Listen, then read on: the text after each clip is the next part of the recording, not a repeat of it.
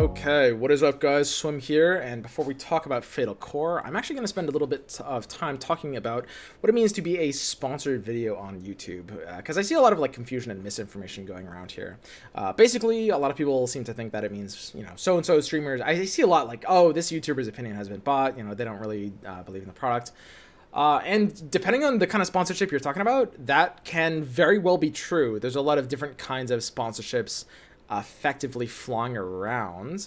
But typically, most review-based sponsorships are just going to be literally someone's basically paying the YouTuber, in this case me, to just do a review. It doesn't have to be a positive review. I'm not going to be saying anything I don't believe in. I'm just going to explain the kind of game that it is and whether you are the kind of player that might play this game.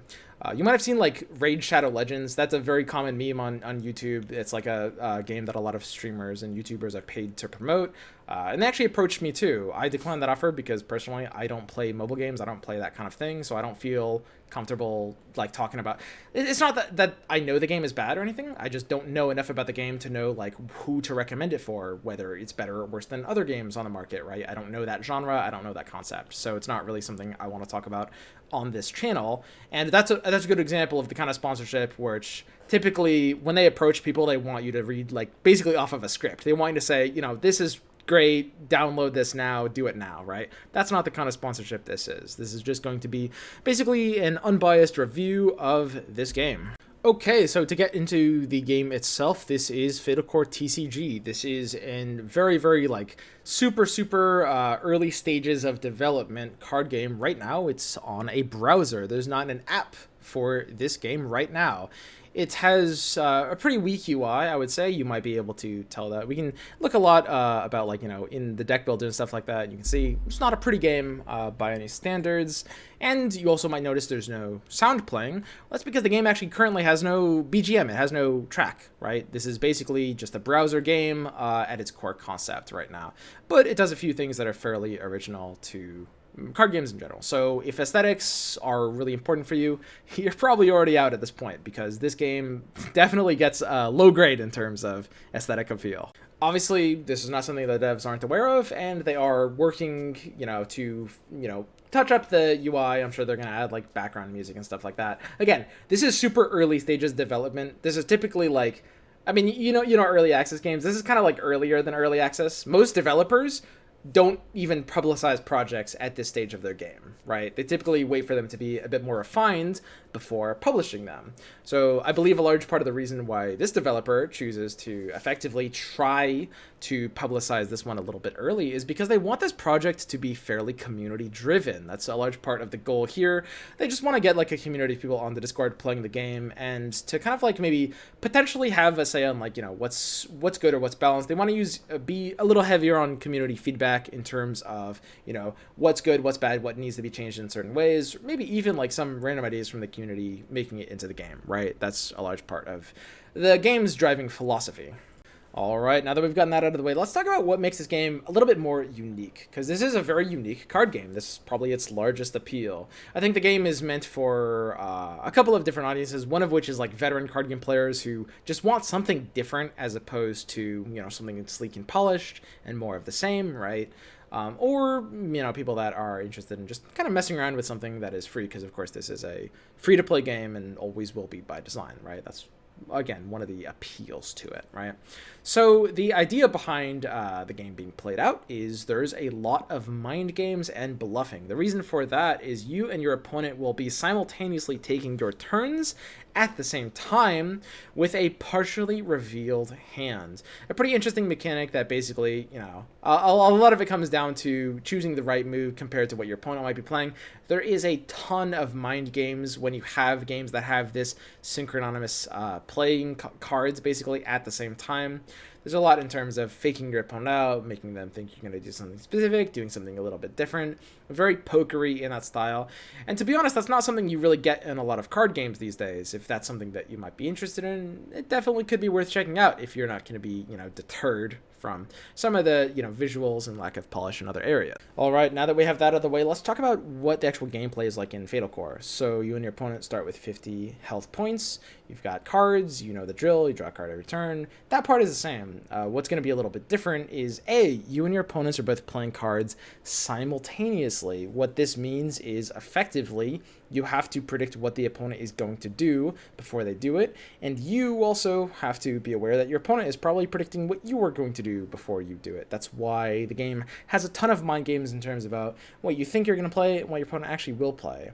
Now, the reason this concept works for this game is because when you start the game, you can choose before your hand is shown, because you do see your opponent's hand during the entire game.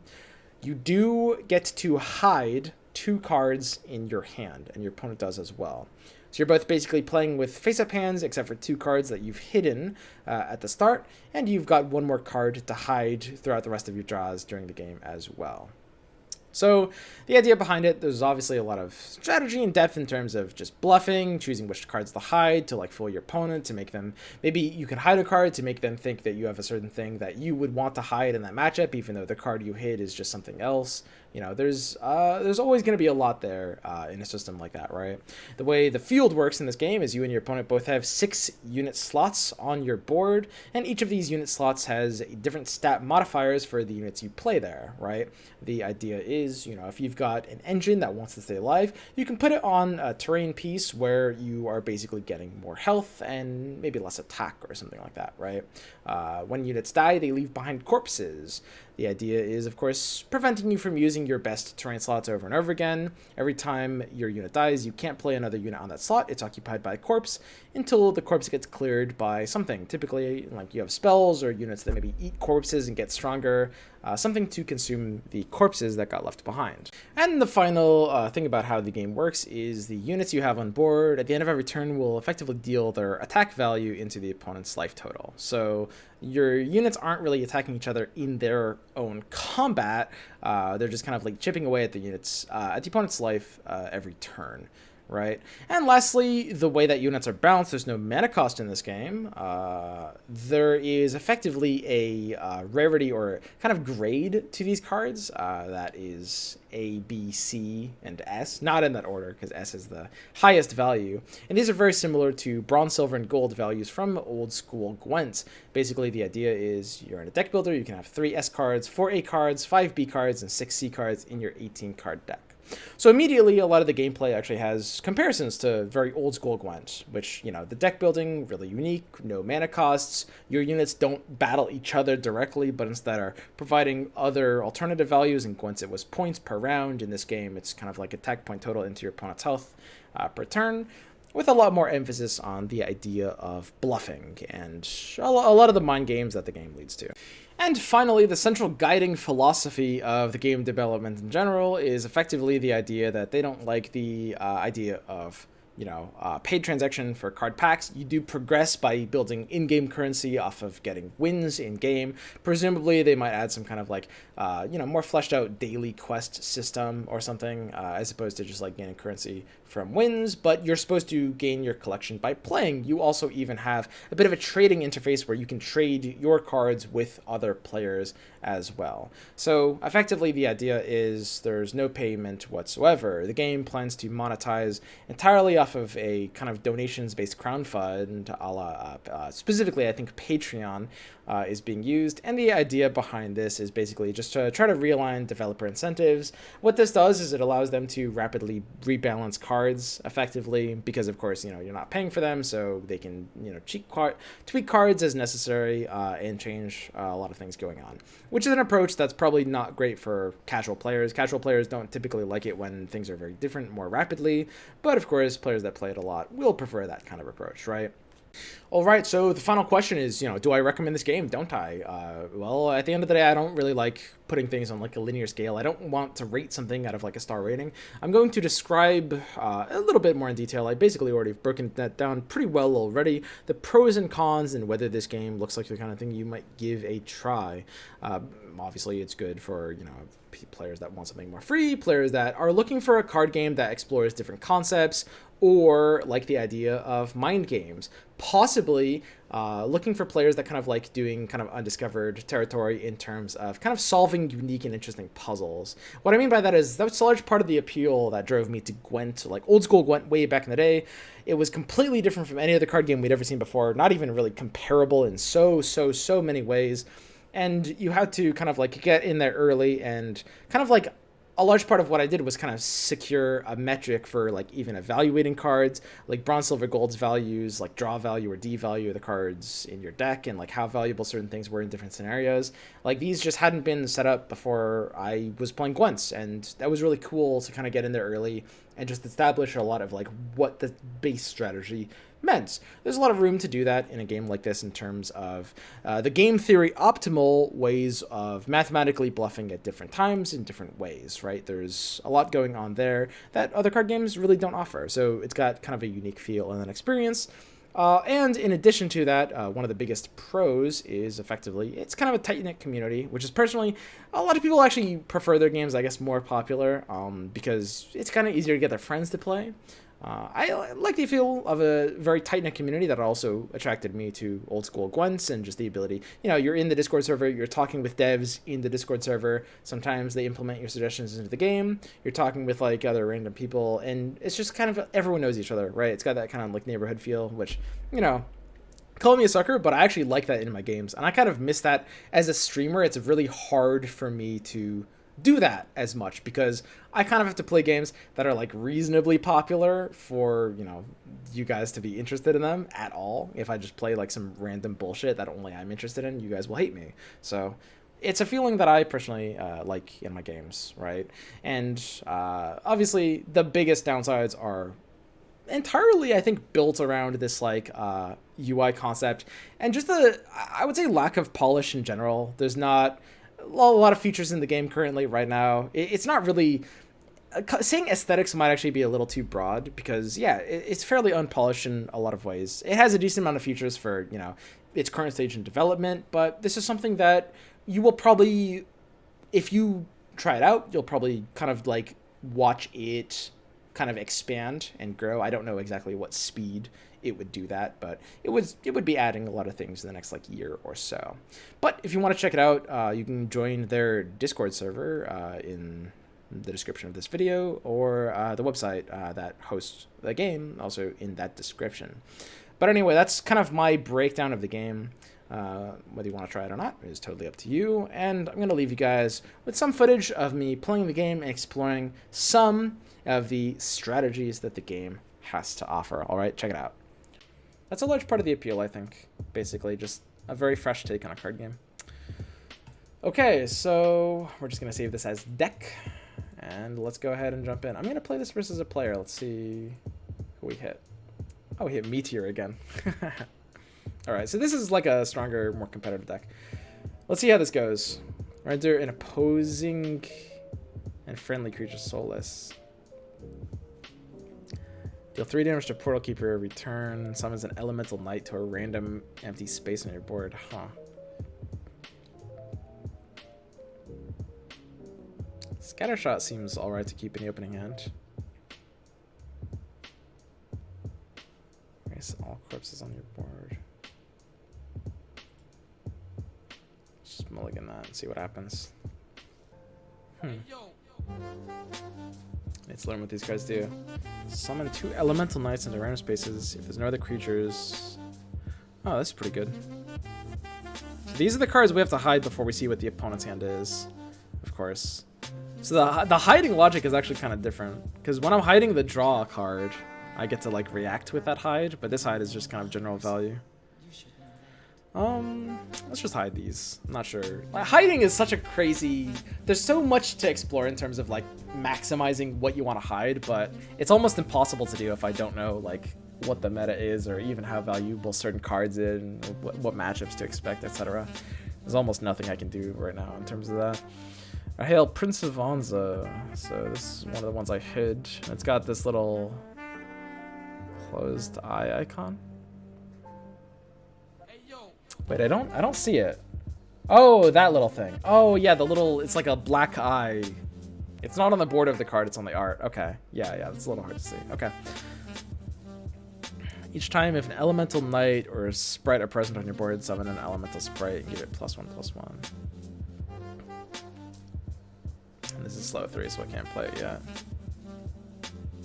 When this is over, I'm getting out of it.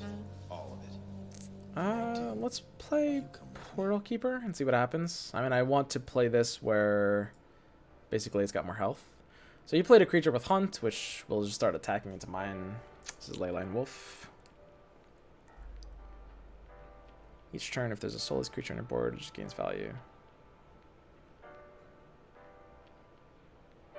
Yeah, that actually just killed me. Let's hide this Tremor. Tremor seems valuable enough to hide. So the wolf damaged me, and then my own effect killed myself to summon this Elemental Knight. I guess this is part of what Jetto does. He's got this like Elemental Knight kind of package.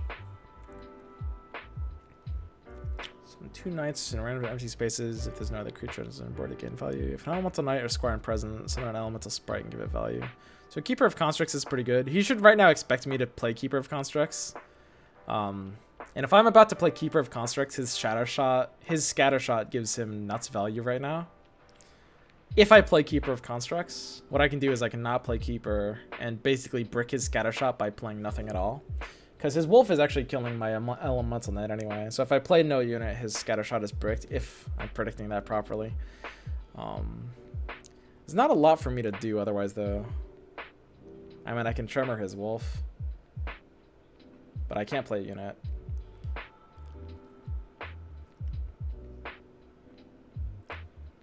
I'm going to predict that he's going to Scattershot me.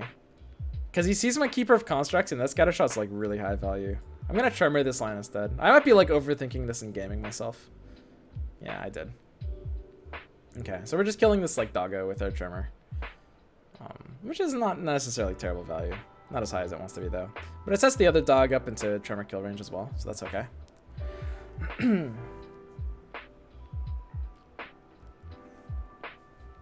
Ravenous Construct. Render all creatures on your board soulless, excluding Construct. For each creature that gains soulless, Construct hits +1/+1. Okay.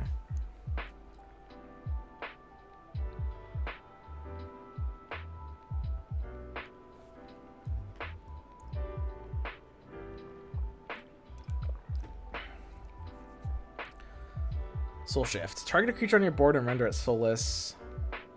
And give it +3/+3. Interesting.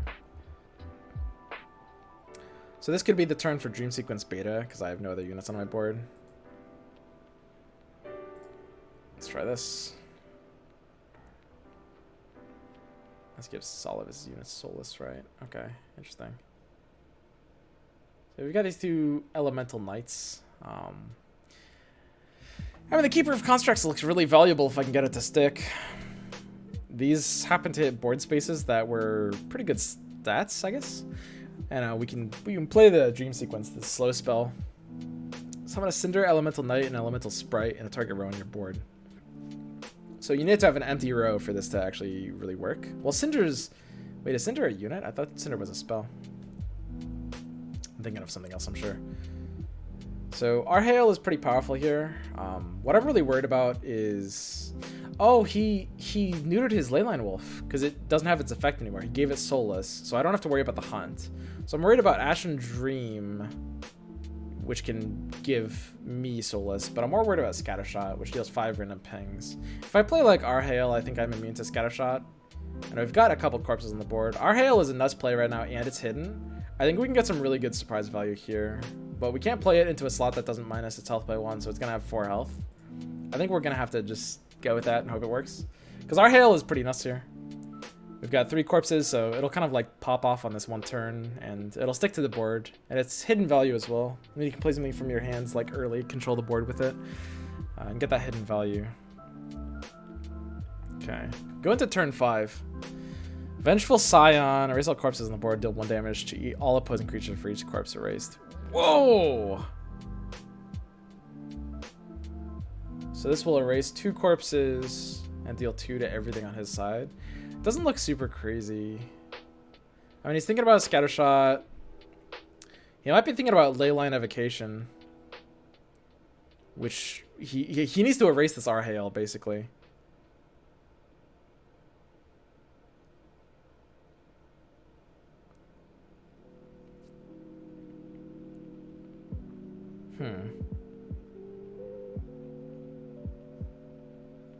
I mean, there's nothing I can really do about that. I can play Debased Manifestation, but his Evocation will resolve first. Which means, I guess, Manifestation will just target the other two, so that I'm not really capitalizing on that value. I guess I can just use Vengeful Scion. I mean, because he's almost certainly going to kill my Arhael, I don't mind like clearing my corpses right now. It's still like, I'm still gaining value out of the fact that I know he's going to kill my Arhael, or at least I think he is. I mean, if he doesn't, then I'm like just making my Arhael weak for no reason. Maybe that's not worth it. Keeper of Constructs will not have any room because of the corpses. Yeah, I'll just play Scion. I mean, he would have to Leyline, right? Yeah, he Leylines. He's killing my Arhael.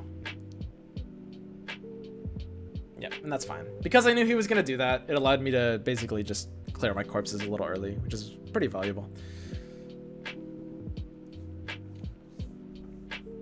Initialize abilities happen before spells. Oh! Oh! Interesting. Okay. So that's the difference between initialize. So initialize is like fast abilities. Okay. That's very interesting. Wow, that changes everything. That's cool. I like that there's like different speeds in this game.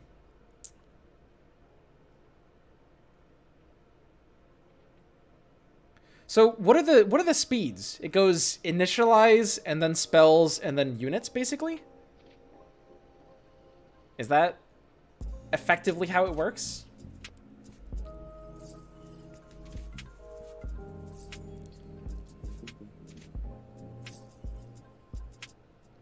Keeper of Constructs is a pretty good play here. I want to keep it alive on this tile. Because this should just be generating like pretty reliable value per turn here. Battle cries always go off like in Hearthstone. Initialize, then spells, then each turn, then combat, then end of turn. Huh.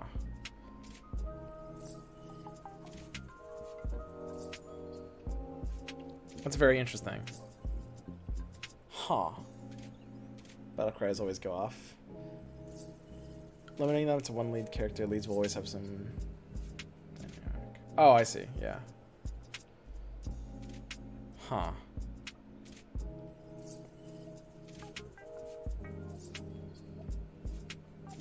Only Jetto has initialized cards. Huh, that's interesting.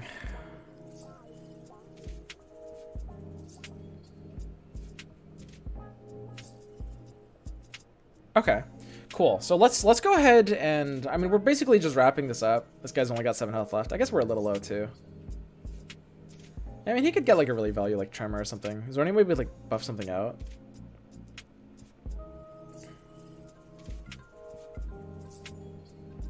There's kind of no like high value play I can make right now actually.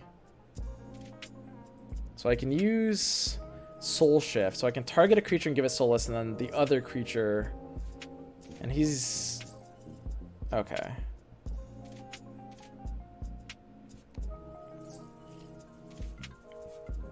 So I can just try to like empower something else. Let's try this and see what happens. Listless Devour. 4 more units on board at the end of turn. Erase all creatures on your board. Wow. If only he was alive. So we won. So we both died, but because I dealt more damage, it's not a tie. That's fairly interesting. I guess I'm fine that it works like that. Because I mean, there would be a lot of ties in the game otherwise. There could maybe be a different way of like resolving this. When working on your card game, you can rely on your consultants of Twitch chat. I don't think I would take advice from Twitch chat. There's a couple people in Twitch chat that know what they're talking about. And I would actually like run stuff by them. Like Endzone and Tyler are both like game developers, like professionally. So like, I mean, I often ask them like what they think about certain things. Me, I would probably never ask you, Dynok. Probably not. No. But yeah, that's a lot of cool ideas. I don't know. I always like the idea of novelty. I always like the idea of just like brand new concepts to explore and to think about. Thousands of them. Have we decided on the swim card yet? We haven't. No, I haven't really like thought too much about it. I was thinking about it like, I don't know, during last game, because I think to design it, I would want to have a good understanding of a lot of the core game mechanics. I guess it would have to be. I guess it's like a neutral card. It has the promo tag. Indiscriminate Slaughter. And then we've got the S's. Alicia, Prophet of Gears, Curse and Reject. Okay, let's just try this. Play versus a player again. Oh, that's cool. There's a little like Discord pop-up. Oh, that's a nice feature. That's pretty smart because they want to be like a very Discord-heavy community. So it's like, that makes sense.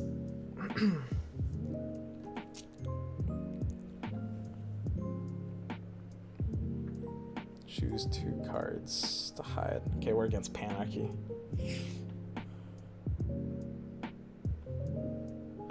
Erase all corpses. So this is a very, very spell-heavy deck. Reject, erase all corpses on your board, and summon 2 Defiant Wisps. Give them Mana Magnet.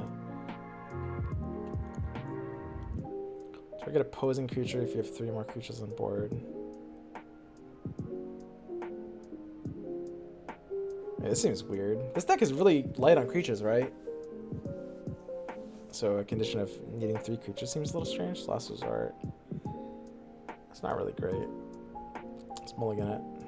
Send it away. And then we can hide. I don't even know what I would want to hide.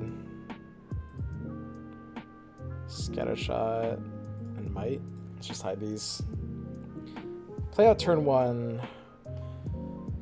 I mean, Dev is a proactive play. Dev is like the only proactive play, right? Dude with Rage. Okay. Its HP will dwindle every turn, but power will increase proportionally. So every turn it loses 2 HP and gets 2 power. Get 1 life for each Wisp or Spirit.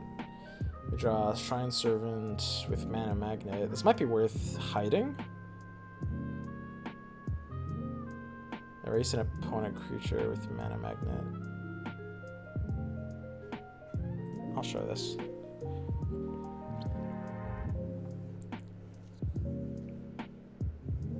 So what the heck is this? A 4/7. So we kind of want to kill that. That's a little hard to do. He's got another Jury, Inquisitor. I can't play something with Mana Magnet because Inquisitor can eat it. Wow, this is hard.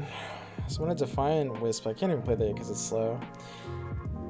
I mean, if I didn't hide the Shrine Surgeon, I don't really want to play it. I feel like it's a little too easy for him to gain value off of that. I mean, I wouldn't mind using Maddening Might on Lapis Deva. I think that's pretty awful. Without a way to buff its health, I think this is like kind of a horrible play. This is very aggressive. I mean, we're slapping him for like 9 every turn. This is, I mean, my own card is killing itself to Rage in like 3 turns, but this guy's getting slapped. It's down to 35, I guess. Oh, yeah, that's not even much under us. Oops. Ascend.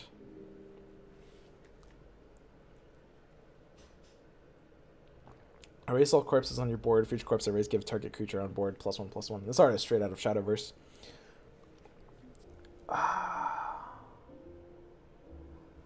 I'll just show it. I mean, that's not really great.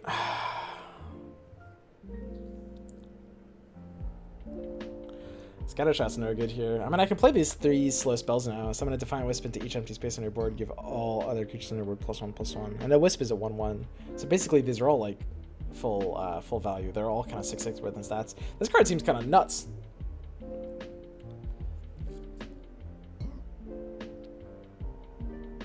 I mean, he doesn't seem to have anything that counters Emerge hugely, and I kind of don't seem to have other good plays.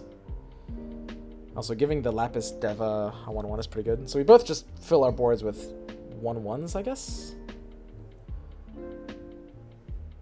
Oh, no, they're not 1/1s. They're 0/3s. That makes more sense. They kind of can't be 1/1s because of the board tiles, because a lot of them would just die immediately. Reject. Erase all corpses and summon 2 Wisps. I just don't really see a reason to hide that yet. I mean, I can just kind of save my hide for later. Hopefully it works out and does something, right? I mean, I can emerge again. Basically, it would give all of my creatures +1/+1, which is pretty good. It would allow my Lapis to survive for one extra turn, which I think is really, really important. Like, basically completely necessary. I think I have no choice but to emerge again.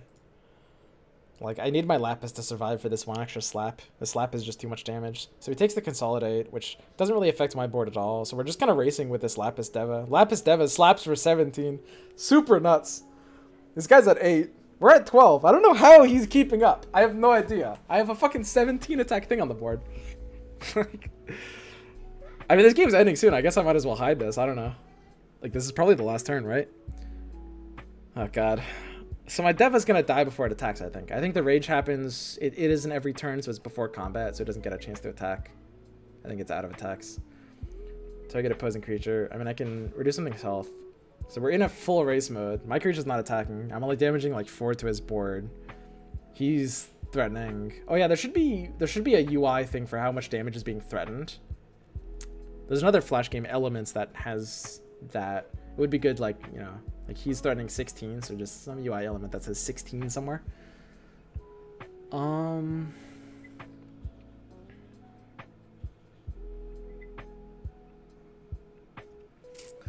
I mean, I can try to stay alive with Chastis.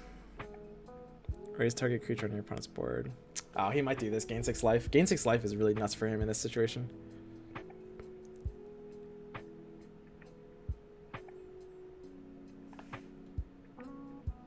God, I just don't know what to do with this. So I can't... it won't even let me play unit because my board is full. I mean, I have to use Chastis, right? I don't think I have a choice. I basically just -5 attack on something. I'm probably gonna die here. Yeah, he uses a race. So I mean, we stay alive, but we're not really doing enough damage. Oh, it looks like I was wrong. He erased the rage thing. Oh, maybe he was playing around with me, like buffing it with health, though. Okay. Well, I guess I lose. Because, like, I can't really even force a tie here, right? Like, I can kill him next turn, but he'll kill me for harder. So I shouldn't be able to win. Because I'm only threatening 4 damage to him, and he's threatening quite a lot more. I can only play, like, 1 card. Yeah, this is the last card in the game. And all I have is, like, Maddening Might, right? Wow, this feels bad. Oh, well. Yeah, it feels like something might be changed with, like, how ties work. Because I think, like, in the game's current form, you can't really have ties. But it often feels like when games are closing out, because games are a bit snowballing, and because you can't really force a tie, it feels like there's not a lot of options you have in the last couple of turns for, like, trying to do something sneaky. Because usually, like, once you've lost, you've lost. I don't know what kind of tweak that would be. Something that somehow makes the game a little less snowbally to the point where some kind of, like, alternate win con or some kind of tie system was able to work without being too common. Because if ties were in this game right now, basically 0 health or under is just a tie for the players, that would be really common. That would be, like, maybe at least 50% of the games. Maybe, like, it would be a really crazy amount of games. Okay. But yeah.